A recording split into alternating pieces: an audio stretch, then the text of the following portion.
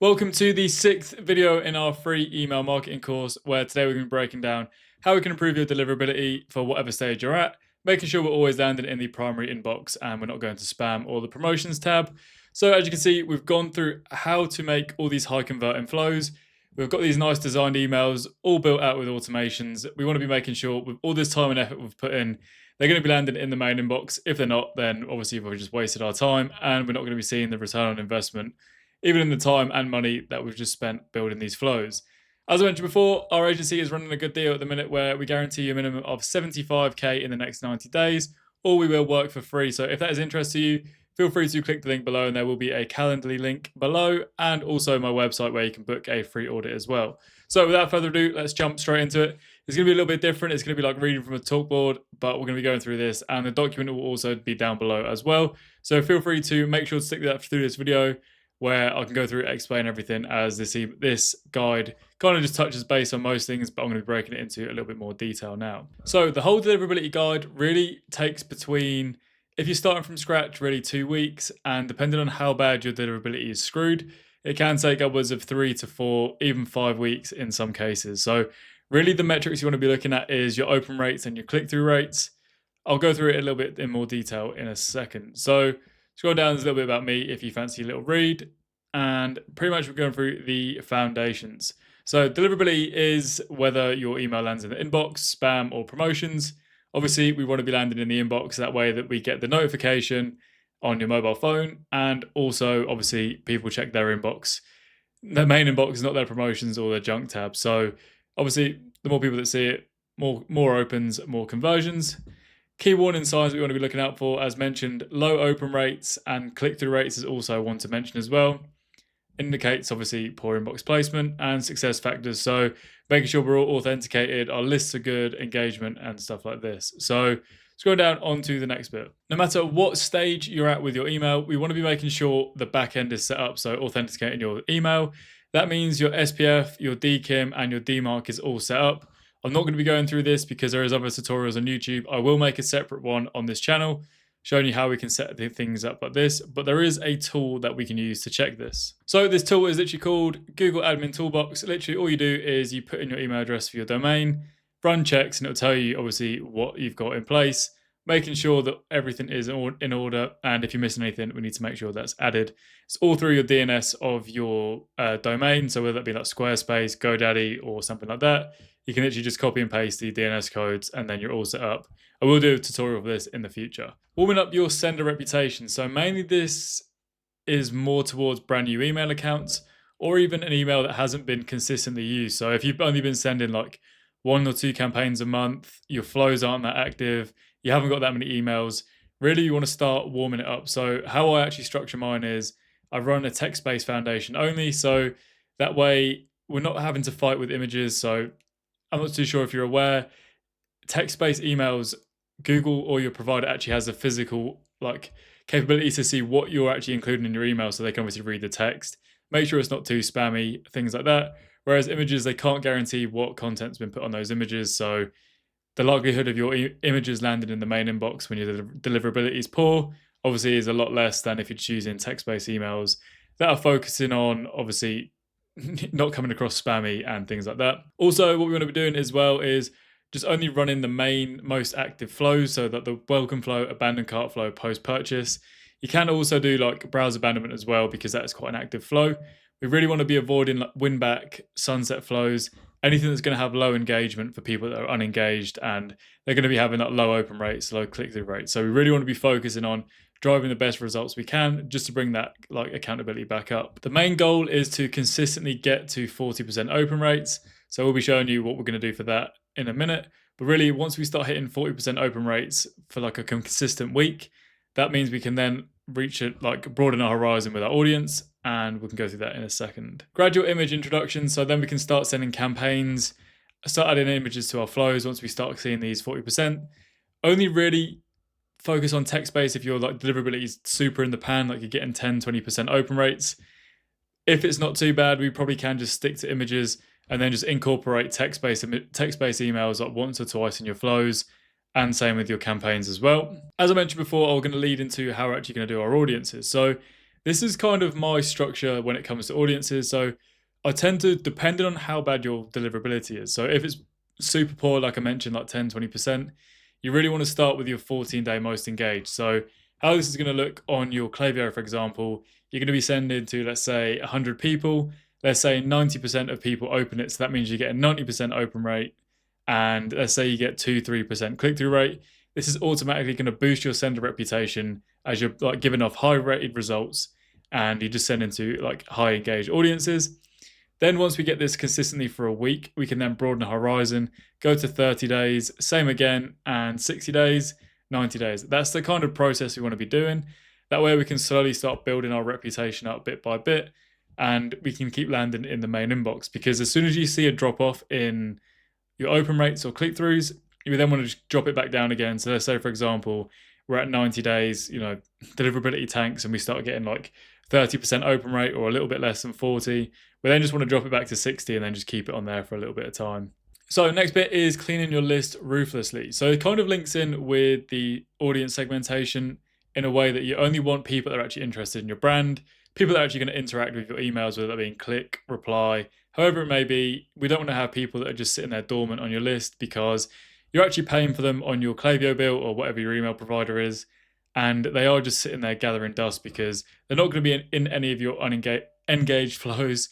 So they're only going to be coming up in your unengaged, which isn't necessarily bad. They come in handy for like Black Friday, big sales that we can be targeting the whole list. However, as a whole, we want to be keeping on top of this and then cleaning your list properly. We have actually made a video called the Sunset Flow, which is here, and it goes through how to keep your list nice and clean. We also want to set up features in your email provider, such as Klaviyo. We want to be having people that have bounced, people that have landed in spam. We want to be collecting these emails and completely removing them, because people use fake email addresses. People's email addresses get banned. They don't end up using them, deleted. So we don't want to be like increasing like spams and bounces with our email address, because that is, again, going to be hurting our deliverability in the long run. I have run into a few cases where people have asked me about using purchase lists. So that means you go to like a data broker, you purchase a list of emails. This is obviously one of the worst things you can do when it comes to email marketing, especially for something that's like related to a brand or a service. Obviously it's different if it's cold outreach. At this point, we're focusing on building like reputation for our brand. We don't want to be reaching people on cold traffic, because they're going to be reporting your emails as spam, unsubscribing, which isn't going to look good on your brand as a whole, and is going to be hurting your deliverability. So there's no way of winning with a purchase list when it comes to building your brand. So boosting your engagement signals is literally the same as social media, and I think a lot of people do forget you can do this with email. As I'm sure you're aware, any email address you can actually reply to, and the same goes for the emails that you're actually sending to your audience. So encouraging replies to saying like, if you've got any questions, we can go through like stuff like that, any improvements, reviews. You can also do like giveaways. So what we've done in the past is actually had a giveaway where they can design a product that we're actually going to design and implement. That way they're then sending their designs over through email, just boosting your replies and then showing your email provider that people are actually interested in the stuff you're sending, and obviously they're actually replying, because click-throughs and opens are good. However, replies, they're massive. That means people are actually engaged in what you're sending. Number two, is clear call to action. So I've seen on a lot of emails that I've been auditing, their call to action buttons are very far down on the email. They're not clear in terms of like a button layout. They're not like, they don't stand out in the email. So you're almost hiding it within the email, meaning it's harder for people to actually click, get through to your website and interact with your email. So make sure we have multiple call to actions. They're easy to see. I like to have mine quite high up on the email. So it's in the first fold of like your phone. So let's say your phone's this big. You want the call to action button to be here, not below here where people have got to scroll. So making it as easy as possible. Number 3 is personalized content, custom subject lines, preview text, things which really draw your audience in. They're not just basic ones saying, this is our new drop. Do you know what I mean? They really do bore people. One thing I actually like to show people when auditing their accounts is I have this email account which I've subscribed to multiple different brands that we've either audited or they're actually a client of ours, where you can actually compare subject lines and preview text. So let's see these two here without discrediting these brands.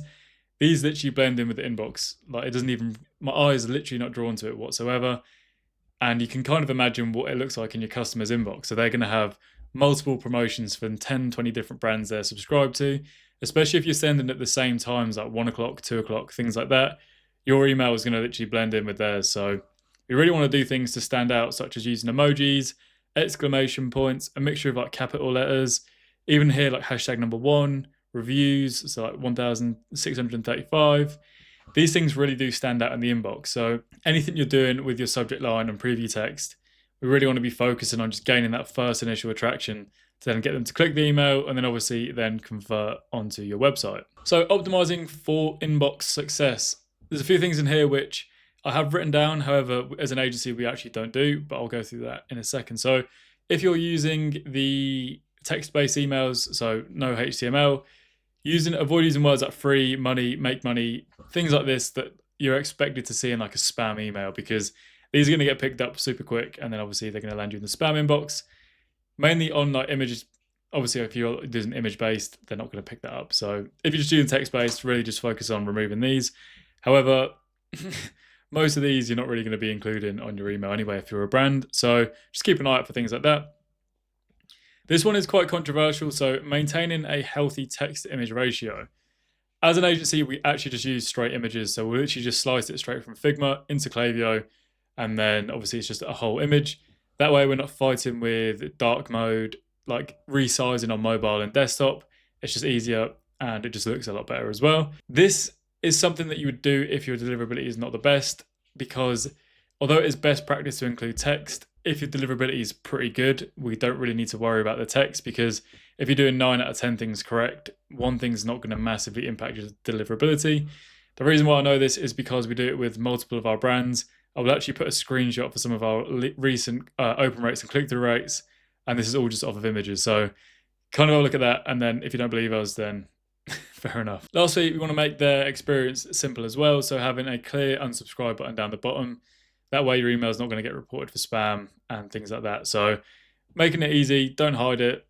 If people want to unsubscribe, they're actually doing you a favor, because you're then not going to be paying for someone that has little to no interest in actually seeing your brand's products. Monitor and adjust weekly. So a lot of people think you can literally just set your flows up, start sending campaigns, and you're going to be good. You don't have to worry about it. However, if you do this, you're literally going to be dropping the ball, because if your deliverability falls off, and it can do overnight, you've then lost 2 to 3 weeks where you're rebuilding your deliverability back up. And again, it's just not going to look good on your brand. Even if you're an agency doing it for another brand, your performance is going to drop. So we want to be making sure we're ahead of the game, making sure we're keeping monitor of things that are performing well, things that aren't, because you can see as well on unsubscribe rates that if people are unsubscribing on certain emails, let's say, for example, a certain product or a certain topic you're covering, on those emails, you're getting a good amount of unsubscribes. We want to stop sending that, because people aren't resonating with it. Your audience don't want to see it. It's just going to be impacting you as a brand. The screenshot I actually included earlier with the results we got from here, I'll show you again now. We actually increased their deliverability score by 22 points. I'm pretty sure it's higher than that now.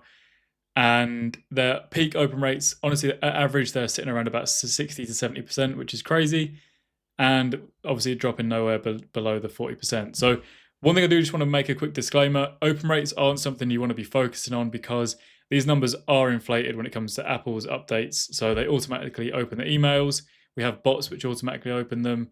Also, people open them to delete the email. So these numbers are actually inflated, and they're not something you want to be going directly off. The best one, in my opinion, to go off is open rates. That means that we know a good percentage of people are engaging with your email and they're actually seeing it physically in their inbox. So that is one of the main things that we can definitely say that people are actually interacting with your emails. Using tools like Glock Apps, Mail Genius, these can keep a track of your emails provider, seeing your analytics, seeing if your emails are actually landing in the inbox, checking your engagement and things like that.